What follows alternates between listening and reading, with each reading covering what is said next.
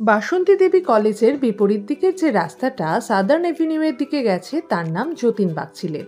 এখানে আমরা মাঝে মাঝে চা খেতে যাই। আজকে চা খেতে গিয়ে তার অপোজিটের রাস্তায় আমরা দেখতে পেলাম কেভেন্টার।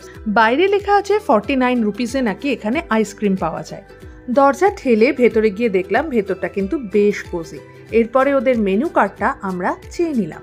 মেনু কার্ডে দেখলাম 1 স্কুপ করে চকলেট আর ভ্যানিলা আইসক্রিম, সেটা 49 রুপিস। ওদের কাছে চাইতেই ওরা বলল যে ওটা ওদের কাছে নেই। মেনু কার্ডটা আরও 10 বার পড়ে মুখস্থ করে তারপরে আমরা যেটা অর্ডার করলাম সেটা হলো সানডে। এটার মধ্যে কুকিজ ছিল, আইসক্রিম ছিল এবং তার সঙ্গে ছিল চকলেট ব্রাউনি।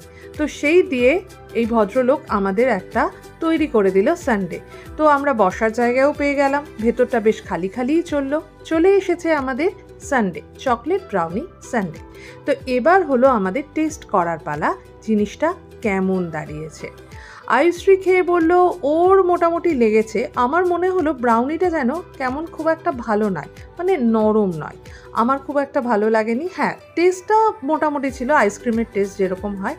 ব্রাউনিটা আমার খুব একটা ভালো লাগেনি। এই যে বাইরে লিখে রেখেছে ওরা 49 টাকা আইসক্রিম দিচ্ছে, এটা কিন্তু ওদের হাঁটানো উচিত, তাই নয় কি?